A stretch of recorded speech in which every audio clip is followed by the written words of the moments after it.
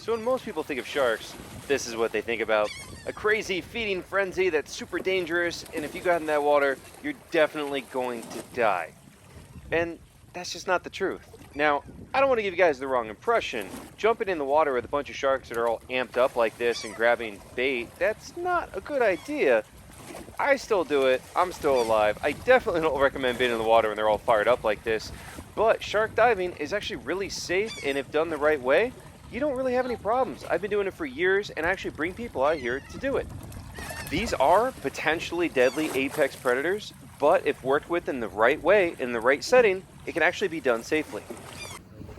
All right, guys, we're about to hop in, and we got Chris over here. This is your first time doing a shark dive, right? Oh yeah, first time. You excited? So excited. And I got Sebastian and Paola over there. They're gonna be hopping in too. And yeah, so we're gonna get in here. It looks like a nice green water day, so we'll see how it goes. We got a bull shark right there, not even in the water yet. Let's go ahead and hop in there.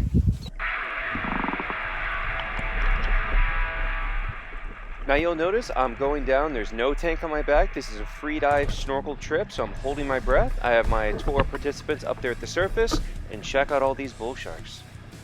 Now conditions today are a little bit murky, probably about 50 feet of visibility, and the water itself is a little bit on the green side. It's not too bad, but you'll see when the camera angle shifts back and forth, it'll go between kind of a green to kind of a bluer color.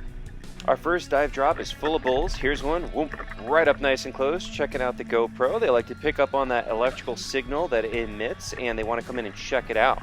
Remember, sharks have the ampullae lorenzini. They have those little tiny dots on the front of their face that detect electrical impulses in the environment. And so they're going to pick up on either, well, the heart rate of their prey is what it's really for, but then they also pick up on the electricity coming out of my GoPro, my camera, and they want to come in and get a closer look at that too. And you'll see my camera flash going off throughout this video as well. Kind of looks like lightning underwater for a second right there. That is when I'm taking a photo of the bull sharks.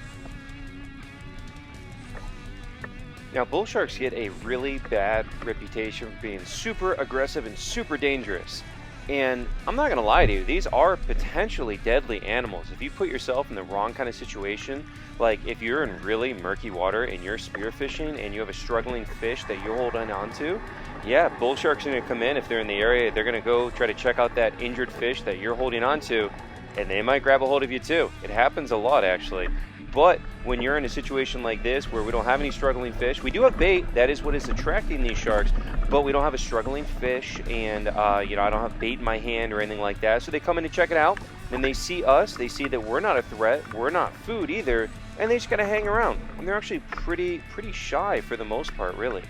But this comes back to a topic that I talk about all the time in all my videos, and how people often think in extremes. They think bloodthirsty killing machine, perfectly tame puppy won't hurt you. Reality is always in the middle, whether we're talking about sharks, gators, snakes, whatever. If you do things the wrong way, obviously there are recorded fatalities from these animals. But for the most part, they want nothing to do with us. And when you actually look at the population of these animals and how just right now you can see me interacting with them without a problem, you start to understand they're not aggressive, they're not bloodthirsty killing machines, but you know, if you do dumb things, you win dumb prizes. You don't want to be in here trying to hand feed a bull shark, and you don't want to be spearfishing in murky water around bull sharks. That's how people get hurt. But as you can see right here, this one's scared. I took a photo, and that guy just took off swimming away from me. Now, we're talking about what they're capable of, though. A bull shark can bite down with an immense amount of force, and they have extremely sharp serrated teeth. And they have some records stating that these guys can bite down with over 470 pounds per square inch of jaw pressure. And then back that with some razor sharp serrated teeth. Definitely not something to play with. And speaking of danger, check this out. Here's another fascinating but a little bit dangerous creature. This is the Portuguese man-o'-war. Although this looks like a jellyfish, it's actually a colonial organism known as a siphonophore. But just like the jellyfish, it does have these stinging tentacles you can see hanging down, and this one is relatively small. The tentacles are capable of reaching record lengths of 100 feet long. The piece you can see here, the floating top, is known as the bladder, and you can see it has kind of a sail on the top of it, and that allows it to catch the wind and give it direction as it floats. Now, the man-o-war will feed on fish, but the little fish you see in the video here are actually man-o-war fish. These are little fish that have evolved to live alongside the man-o-war, and they actually live up in the tentacles, and they are relatively immune to the toxins from the tentacles. We also encountered many moon jellies, as you can see here, and it also has its own little kind of fish hanging out and gaining protection from the jellyfish. Even though I'm swimming around with these huge bull sharks and this mega predators right there, it's kind of hard not to get caught up in some of these beautiful little creatures as well. And you'll see a lot of ctenophores floating around as well, comb jellies, throughout the entire video. You'll see them also in and amongst the sharks. Now on this dive, we likely had a minimum of 12 bull sharks at one time. And the ocean is just so vast, and honestly, it's hard to even figure out how many sharks are around. We have the ones up close and personal, as you can see here, but then also when you look between them, you'll notice other sharks much further down, much deeper, hanging out in the shadows and just watching the situation. All this commotion with the sharks at the surface and the bait attracted an incredibly interesting special guest.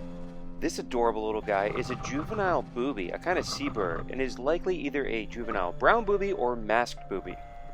As much as I love the sharks, this might have been the highlight of the day. It's not common that this happens. In fact, it's never happened to me off of Florida. I have had it happen to me in other countries, but just so cool to have this little visitor come and check everything out.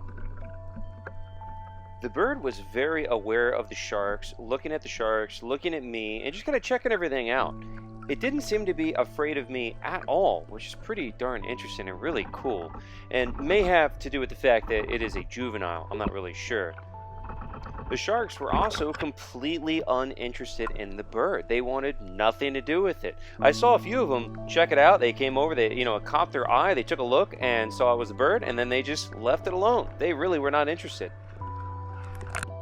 I was able to get a couple of cool shots of this little guy, but man, he definitely stole the show today. But hey, let's get back to our sharks, right? That's what this video is about, these awesome sharks. So here's another bull shark coming in nice and close, and then now you can really see the visibility. And this is where it gets a little bit creepy. When the vis is a little bit bad like this, you see how easily they disappear in the distance, and then they come cruising on in. This also helps you understand how the shark perceives its world, because you have to think a lot of the time it's dark or it is murky, things like that. So the shark doesn't rely on its eyesight as much as the sense of smell, which is incredibly powerful, or its electrosensory ability we talked about earlier. They also have an incredible sense of hearing, and sound actually travels farther and faster through water than it does through air. And so sharks are usually tipped off by their prey by the sound it makes a lot of the time before any other sense catches on. Now you're about to see these two bull sharks get a little frisky right there, and then that gets them a little amped up. The other ones feel them moving around a lot. This one comes in close, and then bam, this one actually hit my camera. I was looking at the other one, and that one came in and smashed right into the side of my camera. Here the captain threw a couple fresh pieces of bait overboard, and you can see the sharks are very excited to come in and grab that. Now you also notice there's fresh blood in the water. They're not in a frenzy. I'm literally a foot away from them, and I mean literally, okay? Sometimes they pump into the camera even, but they make no inclination of wanting to bite me or trying to attack me or anything like that. Now, I'm not saying that this is safe or that anybody should go and do this, but I am saying they're not as bad as people think. We then got back on the boat and decided to move to a different dive site to focus on a different species of shark. Now, we're going to move on to a different area where it is a high population of lemon sharks and see if we can get some of those. Now, you can see the coastline out there. We're about 3 to 4 miles offshore right now. We immediately had luck, and we had quite a few lemons up with us right from the get-go. This time of year, they start to aggregate in this area off the coast of Florida. Lemons are a more social species of shark, and so they have no problem bumping into each other, and also you. And so even though the bull sharks are actually pretty shy, they keep their distance for the most part, the lemon sharks actually come in really close, and they're right next to us, and that's normal for them. It's not a sign of aggression or anything like that. And they are known as being a very placid and calm species of shark.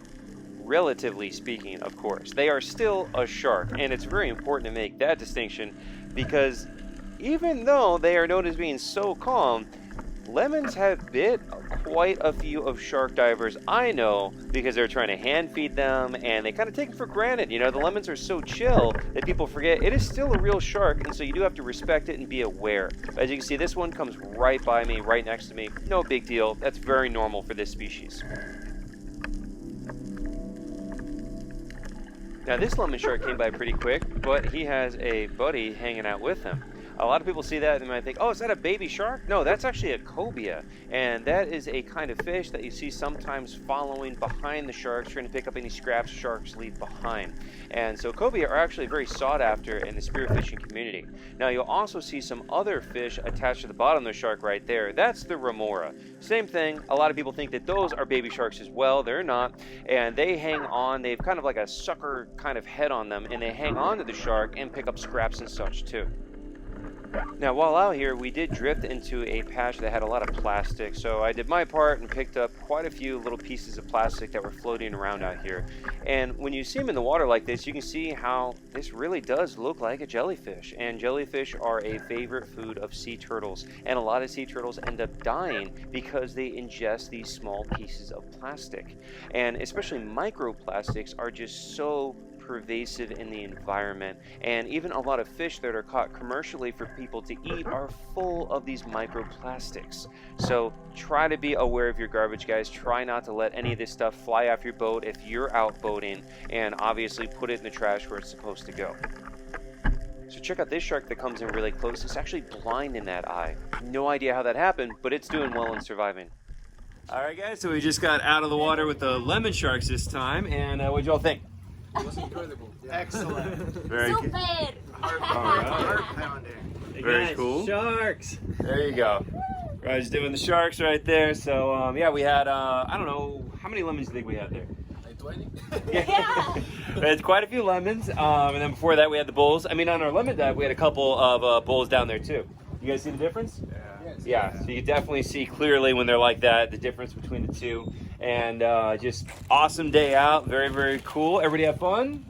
Yay. All right, well, remember guys, you want to come and join a dive, you can come out with me. I'm out here with my buddy Roger at Salty Divers, and you can come out, have some fun with us.